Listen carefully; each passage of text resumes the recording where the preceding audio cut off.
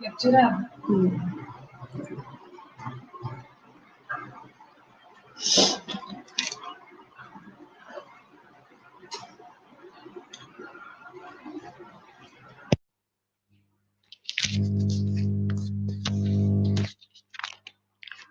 जी अस्सलाम वालेकुम बेटा, हाउ आर यू? कैसे हो आप लोग? Very good afternoon. जी बेटा, हम पढ़ रहे थे उस दिन मीजल्स। हमारा यूनिट नंबर जो है ना 1, उसका लेक्चर नंबर 4 है मीजल्स।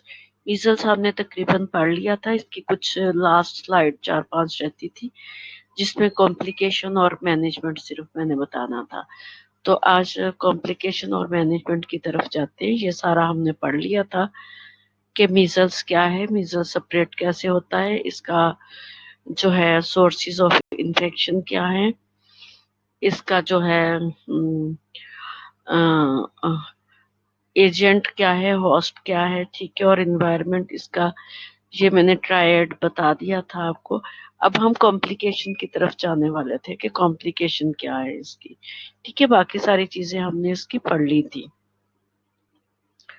डायग्नोज इसका पढ़ लिया था, हाँ ये पढ़ ली थी। प्रीफेस कॉम्प्लिकेशन जो है इनमें जब अगर किसी भी चीज को, किसी भी डिजीज को मैनेज ना किया जाए तो तब कॉम्प्लिकेशन आती हैं। जब हम उस इनको इन टाइम मैनेज कर ले तो ये एक हमें जो है बहुत छोटी सी डिजीज लगती है, ठीक है। मीजल्स जो आमतौर पर बच्चों को घरों में हो जाती हैं तो घरों में ही इसको मैनेज कर लिया जाता है। तो अगर इसको मैनेज सही तरीके से नहीं किया जाता, इसकी प्रिवेंशन नहीं की जाती या इसकी इसकी मैनेजमेंट जो है प्रॉपर नहीं की जाती तो कॉम्प्लिकेशन आती है। तो कॉम्प्लिकेशन क्या आती है? निमोनिया हो जाएगा, ओटाइटिस मीडिया होगा, और कैनक्रम और इस हो जाएगा, इनकफेलस हो जाएगा, केराटाइटिस, कंजक्टिवाइटिस हो जाएगा, ठीक है, और myocarditis and gastroenteritis and reactivation of the primary complex. और प्राइमरी कम्प्लेक्स जो है दोबारा से रीएक्टिवेट हो जाएगा, क्योंकि जो अगर देखें कि डिसअपियर हो गए उसके मीजल्स के जितने भी स्पॉट्स थे, तो अगर उसको मैनेजमेंट नहीं किया जाता टाइम से तो वो रीएक्टिवेट हो सकते हैं। तो इनमें ये कॉम्प्लिकेशन वही कॉम्प्लिकेशन जो मैंने बताई है, pneumonia, diarrhoea, croup, malnutrition, otitis media, mouth ulcer, eye complication, encephalitis, myocarditis और नीमोथोरेक्स। ये उस दिन मैंने आप लोगों को बताया था कि नीमोथोरेक्स और जो है नीमो मीडियास्टर्नम, ये सारी चीजें मैंने आपके साथ डिस्कस की थी। Appendicitis and subacute sclerosis, ठीक हो गया। और subacute sclerosis is the panencephalitis, इसी को पैन इनकेफेलाइटिस बोलते हैं। अब हम देखते हैं कि पैन, बाकी चीज़ों का तो आपको पता था, बट पैन इनकेफेलाइटिस मुझे लग रहा था कि आप लोगों के लिए ये एक न्यू चीज़ है, इसलिए थोड़ा सा मैंने इसको जो है नेक्स्ट स्लाइड में ऐड किया कि subacute sclerosis is called panencephalitis, ठीक है। पैन इनकेफेलाइटिस जो है SSPE इसको बोलते हैं। SSP is a progressive neurological disorder of the children and young adults that affect the central nervous system, ठीक हो गया। अब ये जो है पैन इनकेफेलाइटिस क्या है? ये सब एक्यूट स्क्लेरोसिस पैन इनकेफेलाइटिस है, और ब्रैकेट में मैंने इसको लिखा SSPE। और इसको जो जब डायग्नोज करते हैं डॉक्टर तो उसको SSPE की नेम से जो है सब एक्यूट स्क्लेरोसिस पैनिकलाइटिस के नेम से लिखते हैं, एब्रीवेशन इसका। तो ये क्या है? एक्चुअली ये neurological disorder of the children है and young adult that effect the central nervous system, central nervous system पे इफेक्ट करते हैं। अब कॉम्प्लिकेशन तो वही है उनकी स्लाइड में आपको दिखाया हुआ कि पिक्चर में कि कॉम्प्लिकेशन क्या होंगी, पिंक आईज होंगी, कफ होगा, ये साइन सिम्टम में भी आ जाता है। ठीक है, साइन जो जिसको साइन सिम्टम जो कहते हैं, अगर इनको मैनेज ना किया जाए तो फिर जैसे डेफनेस एक तरफ साइन सिम्टम है, जैसे pink eye, cough, sleeplessness, spot on the skin, और runny nose, loss of appetite and fever, spot of inside of the mouth। और दूसरी तरफ इन कॉम्प्लिकेशन बताई हुई, कॉम्प्लिकेशन में जैसे severe complication, deafness, blindness, pneumonia and death हो सकती। ठीक हो गया। और अगर इसकी प्रिवेंशन करती है तो प्रिवेंशन इसकी वैक्सीन है। वैक्सीन जो है वो हमारे ईपीआई के टेबल में जो है मेंशन है, वो ईपीआई के टेबल में जैसे ही एट बर्थ स्टार्ट होता है तो वो वैक्सीनेशन मस्ट करवानी चाहिए। मेथड ऑफ कंट्रोल में जो है वो हम मेथड ऑफ कंट्रोल क्या कराएंगे, control of patient and contacts जो है, इसमें notification of the health authority, हमने नोटिफिकेशन दे देना हेल्थ अथॉरिटी को कि कितने नंबर ऑफ चिल्ड्रन जो है वो उनको मीजल्स हुआ है।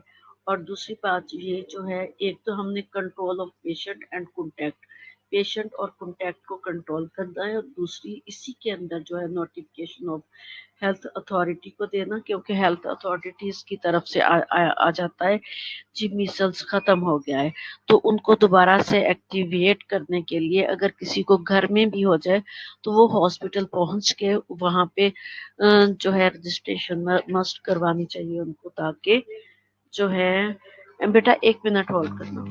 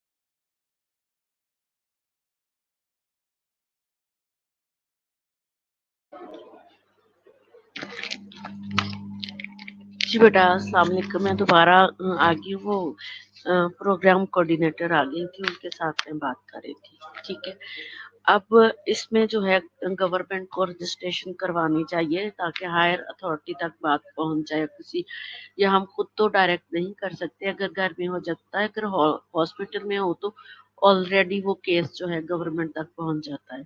अगर घरों में किसी को हो तो हॉस्पिटल में जाके 10 रुपए की स्लिप बनवा के रजिस्ट्रेशन करवा के, तो उसके जो अकॉर्डिंगली डॉक्टर बैठा होगा उस वो जाके वो रजिस्टर पे रजिस्ट्रेशन कर देता। ठीक है, پھر اس کا فائدہ کیا ہوتا ہے کہ گورنمنٹ ایکٹیویٹ ہوتی ہے کہ ہمارے پنجاب یا ہمارے فلاں سٹی لاہور کے اندر 1 2 3 5 جتنے بھی کیسز ہیں تو وہ مور ایکٹیو ہوتے ہیں اور ویکسینیشن کا زیادہ خیال رکھتے ہیں. دوسری بات isolate for 7 days after the appearance of rash and for 14 days from school and contact. تو جب اپیئر ہو جاتے ریش اپیئر ہوتے ہوتے 7 days لگ جاتے ہیں تو وہاں سے لے کے 14 days تک ڈے فرسٹ سے لے کے 14 days تک جو ہے وہ آئسولیٹ کرنا ہے اور اسکول کے کنٹیکٹ اور اسکول میں بچوں کو نہیں بھجوانا. Disinfection of the article soiled by discharge. اب جو ڈسچارج ہوا وہ جو ہے اس کو سالڈ کو جو ہے ڈس انفیکٹ کرنا. اگر کوئی ریش یا جو اسپاٹ بنے ہیں ان میں سے ڈسچارج ہوا تو ان کو کسی ڈس انفیکشن علیحدہ دن میں ڈالنا تاکہ وہ کسی کے ساتھ ٹچ نہ کرے. اگر کسی کے ساتھ لگ جائے تو وہاں بھی وہ بلسٹر ٹائپ بن جائیں گے. Through cleaning and fumigation of the room. کمرے کو جو ہے صاف ستھرا رکھنا, کلین اینڈ فیمیگیشن کرنا وہاں پہ. Quarantine of no value. Quarantine کی کوئی ویلیو نہیں ہوگی کہ اس کو بالکل کوارنٹین کر دینا, لائٹ آف کر دینی, یہ وہ اپنی نارمل لائف جو ہے وہ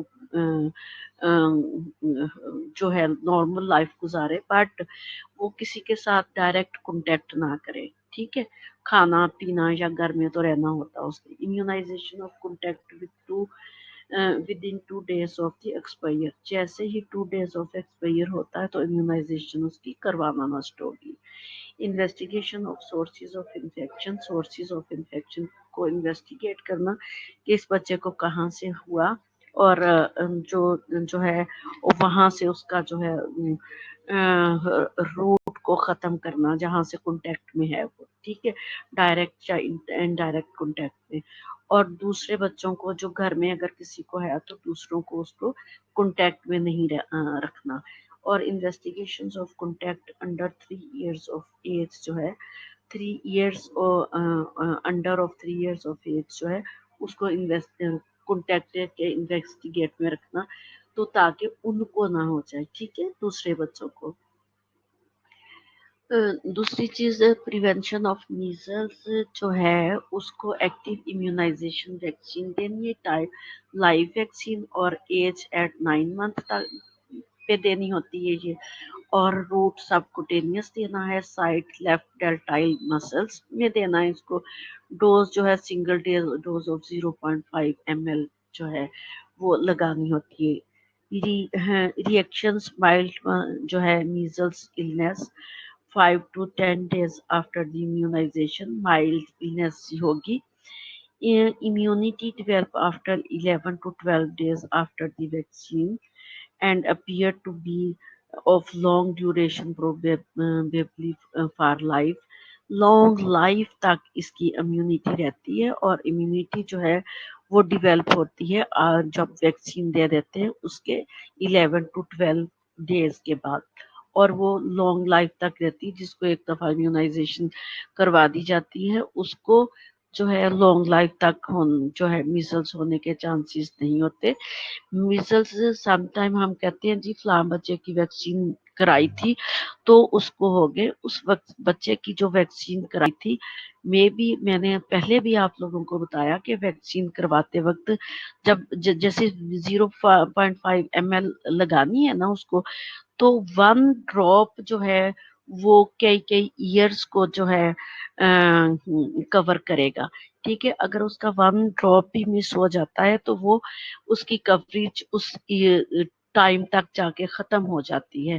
10 سال بعد, 15 سال, 20 سال اس طرح سے جا کے تو وہ دوبارہ جو ہے ایڈلٹ ایج میں یا ینگ ایج میں, ایڈولیسنٹ ایج میں, یا پھر اگر بچے کو ہو جاتی ہے, بچوں کو اکثر ہو جاتی ہے تو اس میں ایکسپائری ڈیٹ کی لگائی جاتی ہے. ٹھیک ہے, ڈیٹ آف ایکسپائر ہوگی یا اس کا ٹیمپریچر جو ہے وہ نارمل نہیں تھا جس کی وجہ سے جو ہے اس نے جو ہے کام نہیں کیا اور لانگ لائف تک جو ہے چل نہیں سکی. پیرنٹس کو یہ پتا ہوگا کہ ہم نے اس کی ویکسینیشن کروا دی تھی بٹ وہ فالٹ کہاں سے ہوگا, ویکسینیٹر کی طرف سے یا جہاں پہ اسٹور کی ہوئی ہے وہاں کی سے, اور یا جہاں سے انجیکشن کو जो है एक जो है वाइल उसको खोल के लगाया गया और उस वाइल को दोबारा रखा गया। जब दोबारा रखा जाता है तो उसका टेम्परेचर नॉर्मल नहीं रहता, तो उस वाइल को जो है कहीं पे 12 आवर लिखा है, कहीं पे लिखा है कि 24 आवर्स तक वो वाइल यूज हो सकती है, अदरवाइज उसका कलर चेंज हो जाता है। जब दोबारा उसको यूज करना, नंबर 1 उसके टेम्परेचर का ख्याल रखना, नंबर 2 उसके कलर का।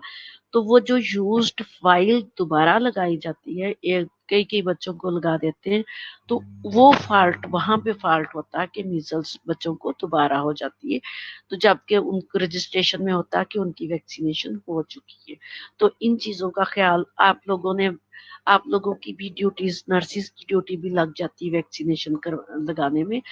और अगर आपकी फैमिली में, आपकी जो है कम्युनिटी में और आपके घर में किसी को वैक्सीनेशन करानी है, तो आप लोग खुद जाया करें साथ, या फिर उनको एजुकेट करके भेजा करें कि जो वैक्सीनेटर वैक्सीन लगा रहा है तो उसका कलर आप खुद चेक करें। अगर उसका कलर येलो या उसका जो वाइट से कलर चेंज है तो वो ना लगवाएं, वहां कह दें कि इसका कलर चेंज है।